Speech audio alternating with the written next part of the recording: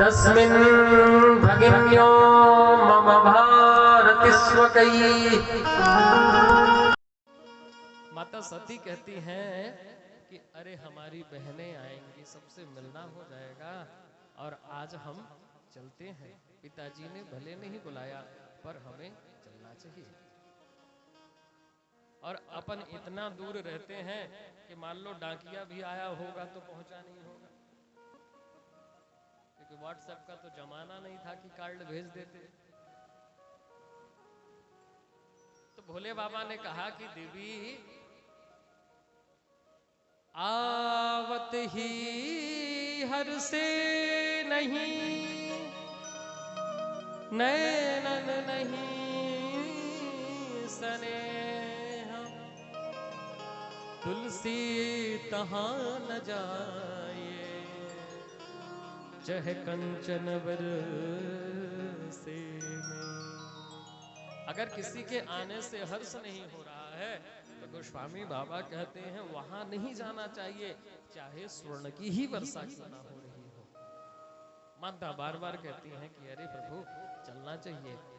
भगवान बार बार जब माता कहने लगी तो भोले बाबा ने उस दिन का पूरा वृतांत बताया कि उस दिन हम गए सभा में और हम खड़े नहीं हुए, जिसके कारण तुम्हारे पिताजी ने हमें यज्ञ कुंड का भाग ही देना मना कर दिया। और जब अपना भाग ही नहीं तो अपन राम क्यों जाए। तो देवी आपको जाना हो तो जाओ, मैं नहीं जाऊंगा। माता ने कहा कि सतु दमाद में लड़ाई चल रही और मुझे तो पता भी नहीं था, अब बात खुल के आई है। और माता बार बार कहने लग गई। भगवान भोलेनाथ ने भी सोचा कि इनका मन है, तो भगवान ने नंदी के साथ दक्ष प्रजापति के यहाँ माता को भेजा। सब तो यही सोच रहे थे कि भले ही नहीं आई, परंतु माँ सोच रही थी कि मेरी सती क्यों नहीं आई। पिता भवन जब गई भवानी, पिता भवन जब गई भवानी, पिता भवन जब गई भवानी, पिता भवन जब गई भवानी, दक्षत्रास कछुना सनमानी, दक्षतास कछुना सनमानी, सादर भल ही मिली एक माता, सादर भल ही मिली एक माता, सादर भल ही मिली एक माता, सादर भल ही मिली एक माता, भगनी मिली अधिक मुस्काता, भगनी मिली अधिक मुस्काता, सादर भल ही मिली एक माता, सादर भल ही मिली एक गोस्वामी बाबा कहते कि पिता भवन जब गई भवानी, दक्षतास कछुना सनबानी, सादर भल ही मिली एक माता, भगनी मिली अधिक मुस्काता। माँ तो सोच रही थी कि सभी बेटी आई, मेरी सती नहीं आई। और बहनें सोच रही थी कि अच्छा नहीं आई, इसके हिस्से की साड़ी मुझे मिल जाएगी। गोस्वामी बाबा कहते सादर भले ही मिली एक माता, भगनी मिली अधिक मुस्काता। हंसते हुए जो बहनें थी मिली और कह रही थी कि देखो कैसी सती निर्लज्ज है कि पिता ने बुलाया नहीं तब भी चली आई। और माँ गई और माता ने गले से लगाया सती को और सती को कहा कि अरे सती, मैं बाद में सब ये बातों को जान पाई कि भोलेनाथ से और तेरे पिता से कुछ अनबन चल रही है और जिसके कारण तू आ गई, मुझे बहुत अच्छा लगा तू आ गई। और महाराज जैसे ही दक्ष न कछ पूछी कुशलाता, दक्ष ने कुछ नहीं पूछा, ताहि विलोक करे सब गाता। और आज मैया जैसे ही पहुंची और जाकर देखती हैं, सत ही जाए देखूं जब गाता, सत ही जाए देखूं जब गाता, सत ही जाए देखूं जब गाता, कतहु न दीख शंभु कर भागा, कतहु न दीख शंभु कर भागा, कतहु न दीख शंभु कर भागा, कतहु न दीख शंभु कर भागा, असी कही जोग अग्नि तनु जारा, अस कहि जोग अग्नि तनु जारा, भयउ सकल महा हाहाकारा, भयउ सकल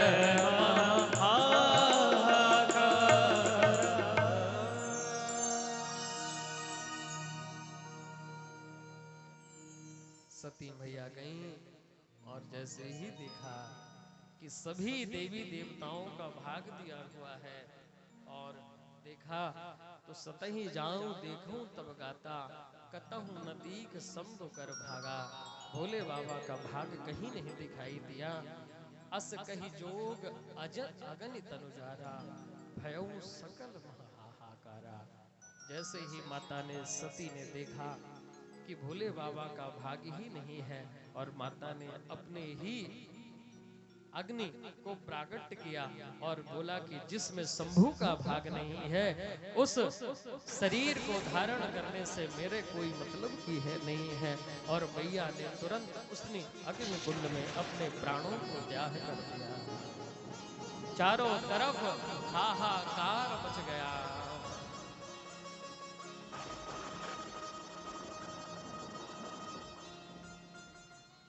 चारों तरफ हाहाकार मच गया। भोलेनाथ के जितने गण आए थे सभी को भृगु ऋषि ने पकड़ लिया। भृगुम प्रबंधम मणिमा। महाराज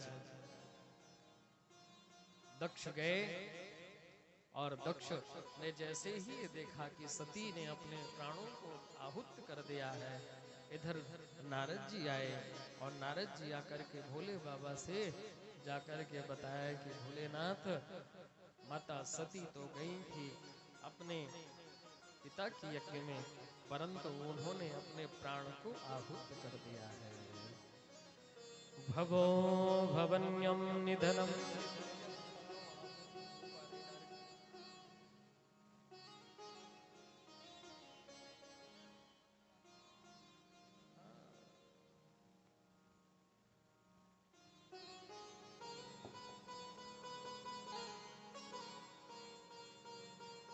भवो भवन्यां निधनं प्रजापते रसस्कृत्वावगम्य नारद। नारद जी ने आया और नारद जी ने आकर के कहा कि हे प्रभु, माता तो गई थी दक्ष के यज्ञ में, परंतु उसने अपने प्राणों को ही आहुत कर दिया। भोले बाबा को क्रोध आया और अपनी एक जटा उठा करके जैसे ही फेंका, वीरभद्र का प्राकट हुआ। बोलो वीरभद्र महाराज की जय हो।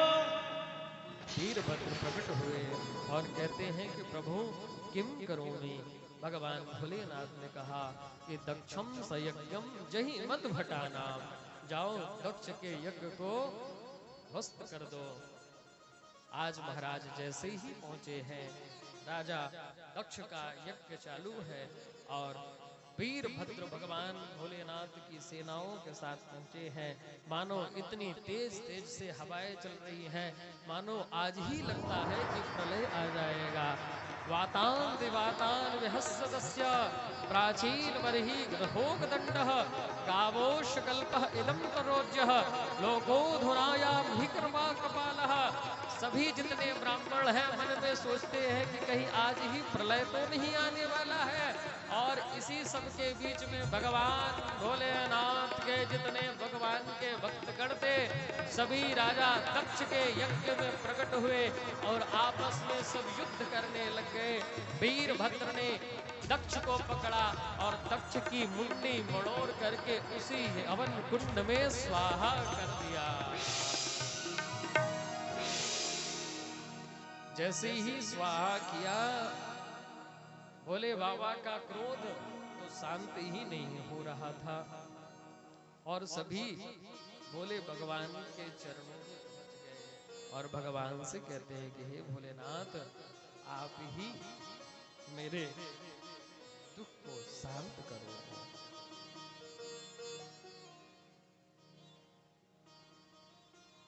और भगवान भोलेनाथ के चरणों में गए और भगवान की स्तुति करने लगे सभी देवी देवता।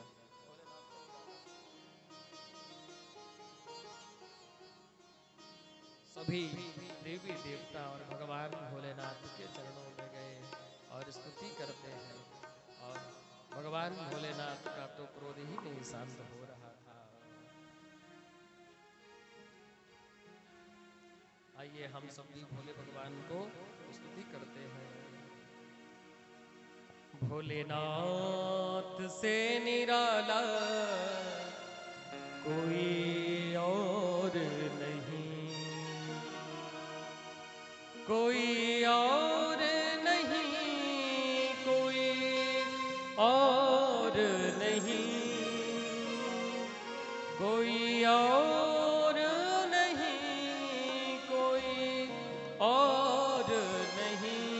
भोलेनाथ से निराला कोई और नहीं, भोलेनाथ से निराला कोई और नहीं, भोलेनाथ से निराला कोई और नहीं। हरि बोल। हरि बोल। शंकर भगवान की जय हो।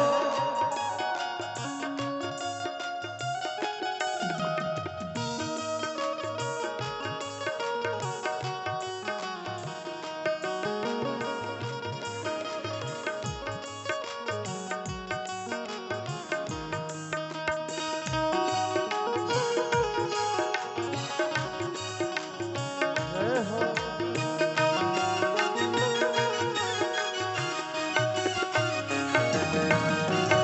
उनका डमरू डम डम बोले अगम निगम के भेद बखोले।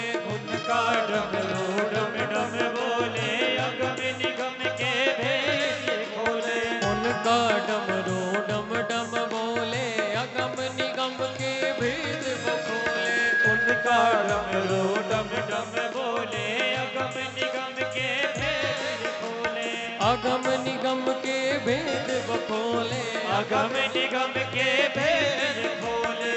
हो ऐसा भक्तों का रखवाला, ऐसा भक्तों का रखवाला और नहीं भोलेनाथ से निराला कोई और नहीं, भोलेनाथ से निराला कोई और नहीं। शंकर भगवान की जय हो। हरि बोल।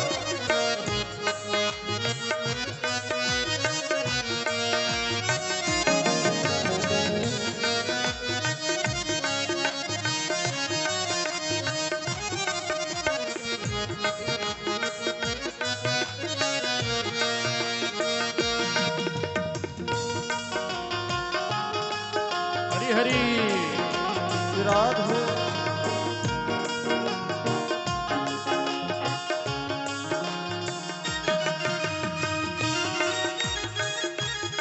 तालियों की सेवा करते हुए सभी लोग।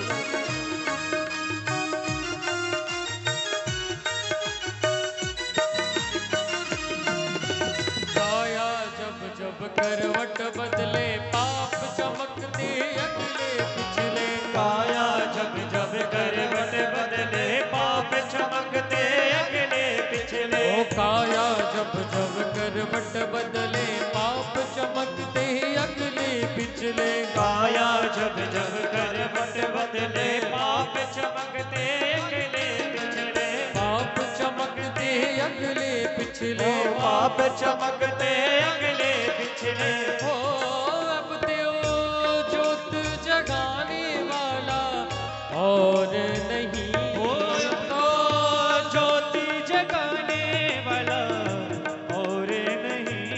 भोलेनाथ से निराला कोई और नहीं। भोलेनाथ से निराला कोई और नहीं। कोई और नहीं, कोई और नहीं। कोई और नहीं, कोई और नहीं। शंभो बाबा से निराला कोई और नहीं। शंभू बाबा से निराला कोई और नहीं। श्री हरि विराज है। श्री हरि बोल।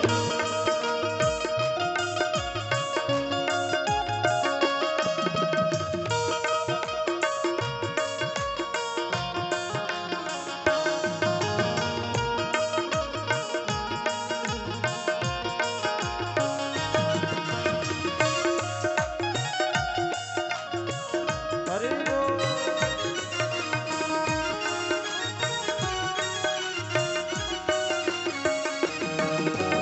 तुमने स्वामी कष्ट मिटाया, हमको स्वामी क्यों बिसराया। तुमने स्वामी कष्ट मिटाया, हमको स्वामी क्यों बिसराया। तुमने जग का कष्ट मिटाया, हमको स्वामी क्यों बिसराया। तुमने जग का कष्ट मिटाया, हमको स्वामी क्यों बिसराया। हमको स्वामी क्यों बिसराया। हमको स्वामी क्यों बिसराया। ओ अब तो मुझको बचाने वाला और नहीं। ओ अब तो मुझको बचाने वाला और नहीं। भोलेनाथ से निराला कोई और नहीं। भोलेनाथ से निराला कोई और नहीं। कोई और नहीं, कोई और नहीं। कोई और नहीं, कोई और नहीं। शंभो हरि बाबा बोल। से निराला कोई और नहीं। शंभो ओ बाबा से निराला कोई और नहीं। भोलेनाथ से निराला कोई और नहीं। भोलेनाथ से निराला कोई और नहीं। भोलेनाथ से निराला कोई और नहीं। भोलेनाथ से निराला कोई और नहीं। बोलो शंकर भगवान की जय हो। भूया अनुग्रह अहो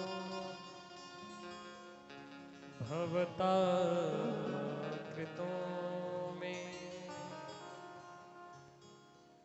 भोलेनाथ का क्रोध शांत नहीं हो रहा। सभी देवी देवता भगवान भोलेनाथ के पास गए। भगवान भोलेनाथ का विकराल रूप देख करके सभी लौट करके भगवान विष्णु के पास आए। भगवान विष्णु और ब्रह्मा के पास गए और कहते हे प्रभु, भगवान भोलेनाथ का अगर क्रोध शांत नहीं हुआ तो त्रैलोक्य में त्राही मच जाएगी। हे प्रभु, कैसे भी कर करके भोलेनाथ का क्रोध शांत कराया। महाराज भगवान भोलेनाथ के पास सभी देवी देवता ब्रह्मा जी भगवान विष्णु पहुंचे। और जैसे ही भगवान विष्णु पहुंचे तो भगवान देखते ही ब्रह्मा जी को देखते ही भगवान उठ करके भोलेनाथ ने प्रणाम किया। भगवान ने कहा कि भोलेनाथ अब आप अपने क्रोध को शांत करो। महाराज भोले बाबा ने कहा उत्थाय चक्रे शिरसाभिनंद। भगवान भोलेनाथ के पास सभी देवी देवता ऋषि गंधर्व खड़े हुए हैं। महाराज भृगु जी थे और भृगु जी दक्ष की तरफ से युद्ध कर रहे थे। तो भगवान के जब भोलेनाथ के जो गण गए तो भोलेनाथ की गण तो वैसे ही उद्दंडी है। तो सबसे पहले भृगु जी की दाढ़ी ही पकड़ कर के नोच लिया था। और जैसे ही भगवान के पास भृगु जी पहुंचे और भृगु जी की आदत की थी जब बात करते थे तो दाढ़ी पे हाथ घुमाते थे। और जैसे ही बोलने लग गए तो दाढ़ी पे हाथ घुमाए तो दाढ़ी तो थी नहीं। बेचारे शर्मा गए। भगवान से कहा कि मेरी इतनी सुंदर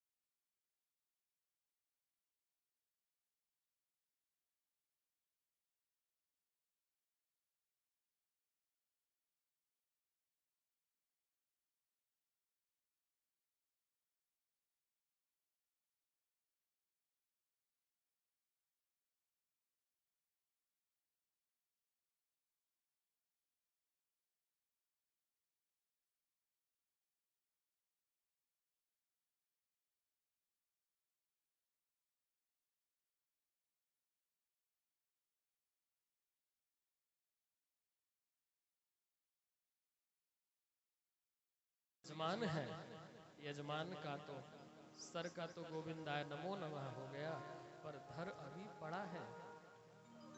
और उसकी आप यज्ञ की पूर्णाहुति कीजिए प्रभु। भगवान भोलेनाथ ने कहा कि भैया जब हमारा यज्ञ में भाग ही नहीं है तो फिर हम क्यों जाए। भाई हमारा जहां भाग्य नहीं है तो हाँ हम क्यों जाए।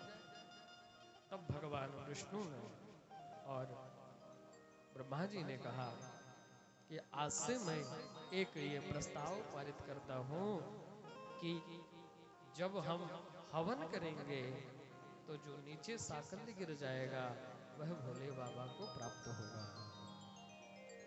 भगवान विष्णु कहते हैं के सते रुद्र भागेस्तु यदुच्छुष्ट धर्स्व वै यज्ञते रुद्र भागेन कल्पमाय यज्ञयन्। भगवान यज्ञ को 3 मुद्राएं होती हवन करने की। मृगी मुद्रा, आसुरी मुद्रा और सुग्री मुद्रा। भगवान को प्राप्त करने के लिए भक्त को मृगी मुद्रा से हवन करना चाहिए, जिसमें से अनामिका, अंगुष्ठ और मध्यमा के माध्यम से जैसे एक बच्चे को कौर खिलाते हैं उसी प्रकार भगवान को आहुति देनी चाहिए। भगवान सुखदेव कहते हैं कि राजन परीक्षित, भगवान ने प्रस्ताव किया कि आज से जब भी हम हवन करेंगे और हवन से साकल्य जो बना रहता है वो नीचे परिधि पे गिर जाएगा, उसे उठा करके कभी हवन कुंड में नहीं डालना चाहिए। क्यों? क्योंकि वो भोले बाबा को प्राप्त होता है। अदक्षुष्टा धरस्य वै। यज्ञ में जब दक्ष ने कोई भाग नहीं दिया तो भगवान ने ये स्वयं प्रस्ताव पारित किया और कहा कि आज से हवन करते समय जो शाकल्य बाहर गिरेगा वो भोले बाबा को प्राप्त होगा। भोले बाबा ने कहा जो ही राम सोई राम, जितना मिले उतना ही सही। भगवान भोलेनाथ ने कहा कि इन्हें जाकर के बकरे का सिर लगेगा। कालांतर में बकरा का सिर दक्ष प्रजापति को लगा और दक्ष प्रजापति ने भगवान की दिव्य स्तुति की। भगवान की कहते हैं कि भूयानुग्रह अहो भवता कृतो में दंडस्त्वया मयि भृतो यदि प्रलब्धा। हे प्रभु, आपने जो किया अच्छा ही किया, मेरे अभिमान को आपने समाप्त किया और बकरे का सिर लग गया है। तो जैसे बकरा में आता है वैसे ही दक्ष प्रजापति आज भगवान की स्तुति कर रहे हैं। भगवान को हंसी आ गई और भगवान हंस गए तो मानो दक्ष प्रजापति ने समझ गए कि भगवान हमारी स्तुति से प्रसन्न हो गए। इसलिए आज भी भक्त जाते हैं शंकर जी के मंदिर में तो बम बम करते हैं। क्यों करते हैं? बोले जो बम बम भक्त करते हैं तो भोले बाबा को अपने ससुर साहब की याद आ जाती है। इसलिए भक्त जाकर के बम बम महादेव। भगवान सुखदेव कहते हैं कि इस प्रकार ये कारण था जिसके कारण सती को अपना देह त्यागना पड़ा और पुनः हिमालय राज्य की पुत्री पार्वती रूप में प्रगटी और भोले बाबा का विवाह हुआ। सुखदेव भगवान कहते हैं राजन, जो 3 बेटियां थी आकुति, देवहूति, प्रसूति, इनके बारे में मैं आपको सुनाया। अब जो मनु महाराज के 2 पुत्र हुए जिनका नाम है प्रियव्रत और उत्तानपाद, तो सबसे पहले मैं तुम्हें उत्तानपाद का चरित्र सुनाता हूं कि जाये उत्तानपादस्य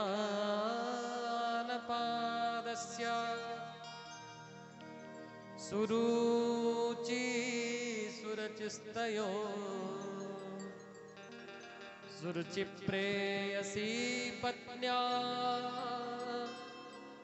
नेतयस्तारस्ततो ध्रुवा।